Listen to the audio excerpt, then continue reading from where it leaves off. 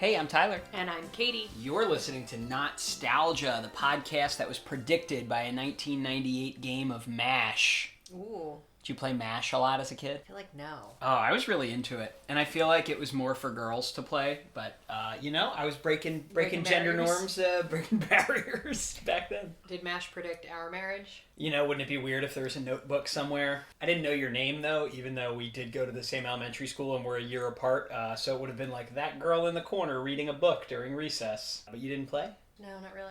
I don't remember playing. Do you know what MASH is? Yeah. Do you know what it stands for? Mansion, Adobe, Mansion, shack. apartment, shack, and house. It's an elitist game because you'd be like, oh, I have to live in an apartment. It's like, you should be so lucky. You have a roof over your head, you ungrateful child. Kate, I'm going to play you a voice message. Super. Hey, Not-Stalgia. My suggestions for you are Garfield and Friends and Heathcliff. I know that Katie likes cats, and I love cats, and these shows both featured cats as the main character. They're both really cute and fun and really nostalgic for me. I hope that Katie enjoys them, and I hope, Tyler, that you remember them. Have a great day, guys. Bye. All right, I'd like to note, Nina B., the real MVP, remembering that I like cats. Nina B., I think you're super. So this is listener Nina B., super fan who we last heard from on the show last Christmas 2019. Oh, yeah. Maybe, I guess 2 Christmases ago, technically, with the Christmas toy, the Jim Henson thing. So, have you seen... We're going to do both of these in the next 2 weeks. We're going to start with Garfield and Friends. Okay. Have you seen... I think I have seen Garfield and Friends. I know I have seen the Garfield Christmas special. Is that like Garfield and Friends? More or less. Now, I did a lot of research. I think there was like a wacky theme song. Like bum, bum, bum, I'm bum, so bum, glad bum, you brought bum, that up. bum, bum, bum. Normally, at this point on the show, I would pause. I'm sure listeners know this. I normally like to say, Kate, have you seen? And then there's a gap where the theme song starts, and then we say the name of the thing.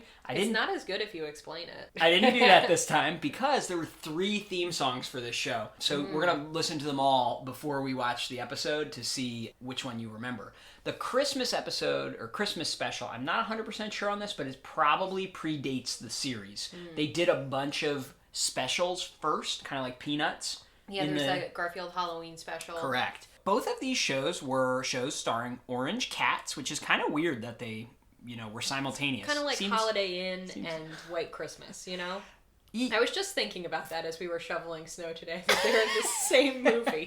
Well, they are the same movie. It's a remake. It has the same songs, right? Don't they have the same song? It's like a 10-year later remake. This, to me, is more like the Munsters and the Addams Family. Like, they were simultaneous, but way too similar. So, Garfield and Friends. I'm starting with that because that's the one that I remember more vividly. I don't know that I ever saw Heathcliff, but I don't think I ever have seen that either. We'll tackle that next week. Garfield, of course, began as a comic strip, a newspaper comic strip drawn by Jim Davis, and he began it in 1976 in his hometown paper, and then by 1978 it became nationally syndicated. It's about a lasagna-loving cat named Garfield, everybody knows that, and his owner, John Arbuckle. So between 1982 and 1991, they made 12 animated specials, including the Christmas and Halloween ones. Those were not episodes of the TV show. They were their own thing. Okay. We'll get to the TV show, which started in 1988, in a minute. But some of the other Garfield things, there were 5 live-action movies with, like, a CGI cat. The first one stars Bill Murray as Garfield. Seems like a weird get. Right? Or actually, he's in the first 2, one of which I think is direct-to-DVD. And supposedly, the Hollywood legend is that this was an accident because one of the co-writers was a guy named Joel Cohen, and Bill Murray thought he was one of the Coen brothers, like the famous movie makers, and he's like, how could they go wrong? They're making a weird, cool Garfield.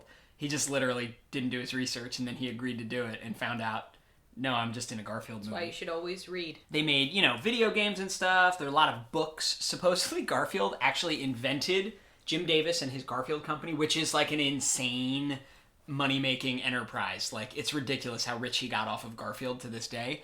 They invented this format of books that are, like, long, so you could print a 4-panel strip in it.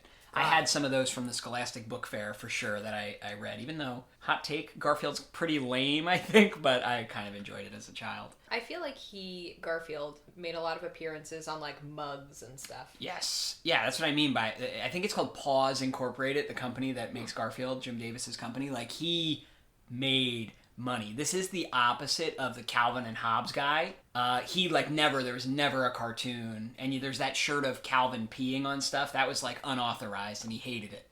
But Jim Davis is a sellout who made a lot of money. Good for him.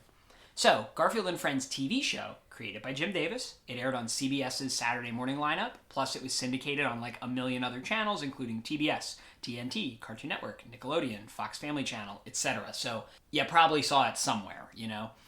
It aired from September 17th, 1988 to December 10th, 1994. There were 7 seasons, 121 episodes, 3 theme songs. There were Garfield segments, but they were interspersed with segments called U.S. Acres, which was another Jim Davis comic strip from the 90s about farm animals. Do you have any recollection of this? No. Then, later there was a Garfield show in 2009. There's a new Garfield thing in 2020. So Garfield's still around, still going strong, all those movies and new shows. Like I said, I liked Garfield as a kid. I had some of the books from the book fair. I remember this, I think, from Nickelodeon. I watched the Halloween special every year on my special homemade VHS tape. Garfield's just one of those like lovable kind of jerk characters. Like he's unlikable, but he was always the first comic in the comic section. Oh, really? Paper, yeah. See, I didn't really. I wasn't cultured like you. You were reading the newspaper comics? No, I would always sit with my dad, and before I could read, my dad would read me the comic strip bubbles, but he would also explain what was going on. Oh. He'd be like, now Garfield's walking over here. That's really nice. Could you say that Garfield taught you how to read? No, not quite. We're going to watch Season 4, Episode 2, Trial and Error, Supermarket Mania, and An Egg Sighting Story. There's 2 Garfields and 1 U.S. Acres in there, and those are the titles. Cool.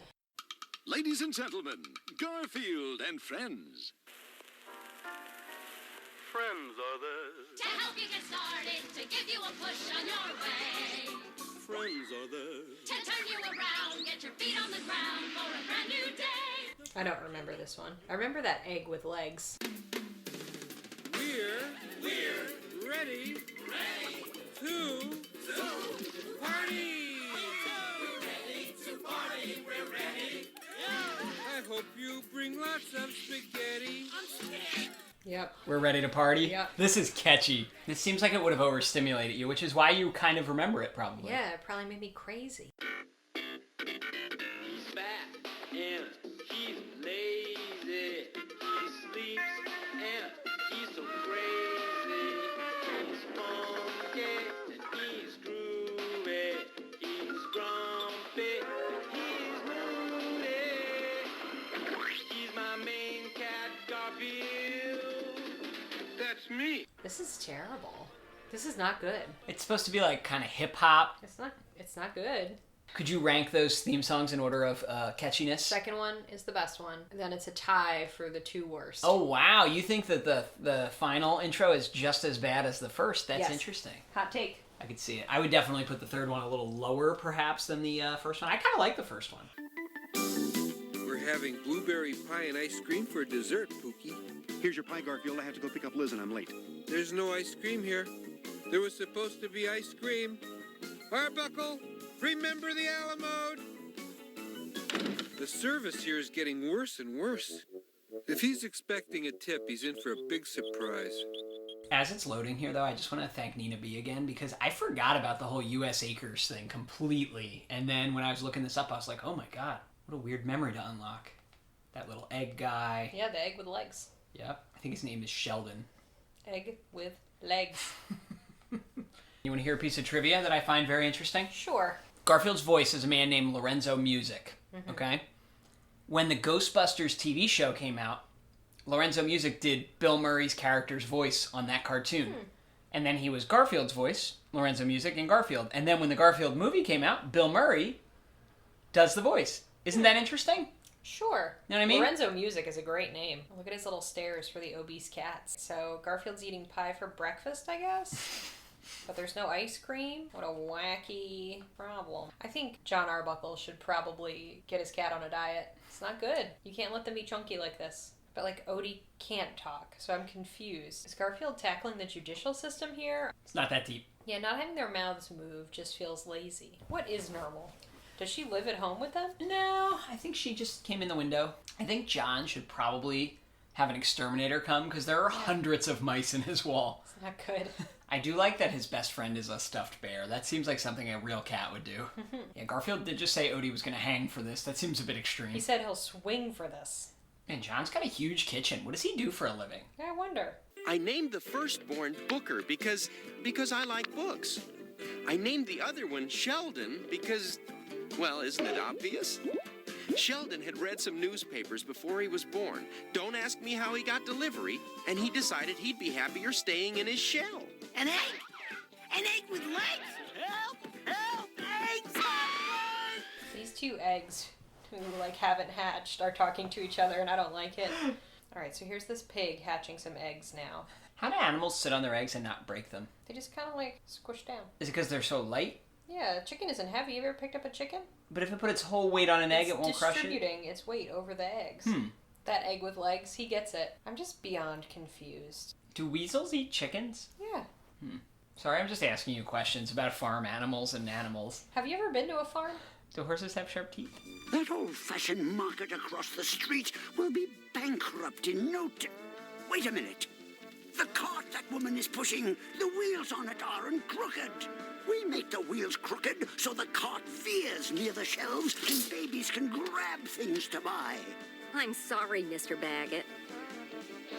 And what is this? The reasonably priced sizes are on the easy-to-reach shelves? Ah, small town mom and pop store versus a big chain grocery store. Oh, John's about to be bamboozled by capitalism. The marketing devil's got him. He's saying that, we purposely make the cart wheels crooked so that they veer into an aisle so a baby can get stuff, and we put things that are good prices on high shelves no one can reach. Is he bringing these animals into the supermarket? Are these, emotional support animals? How quaint that this episode's all about how a supermarket is too big and overwhelming for John. Sometimes I get overwhelmed in the supermarket.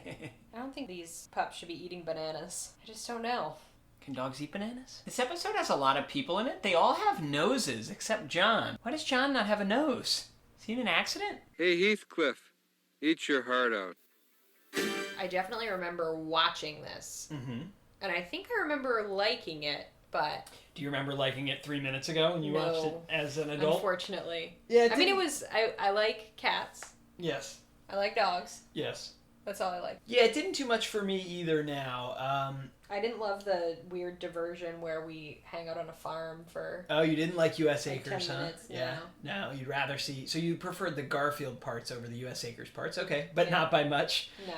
Yeah, that's fair. Yeah, I gotta say, this didn't... again, I liked it as a kid, but it's not striking any chords with me either right now. I mean, Garfield, I think, is kind of notoriously kind of lame. We didn't have too many laughs. The only part I thought was pretty funny was the supermarket when he was listing all of their unethical business practices. Yeah, that was okay. I thought it was weird that all 3 segments had an action sequence. I don't know if it's always like that. That is kind of weird. Towards the end, there's a chase through the supermarket, and there's a big fight with the egg and a weasel in U.S. Acres, and Odie chased the rats around in the first one. I don't know, the humor is not that funny. The action was not very good either. It just was I think it's just kind of mediocre. So I'm curious to see how it compares to Heathcliff. Thanks again for the recommendation, Nina B. We'll follow up with Heathcliff next week. In the meantime, any other listeners out there who want to send us a recommendation, you can email us Not-Stalgia@AOL.com, send us a voice message through the Anchor app. There's a link to that in our episode description on whatever podcast player you're using right now, or you can just go to our website, www.notstalgia.org, to contact us directly there, hear all past episodes, or get our social media links. You can go out to a movie, but consider the hassle.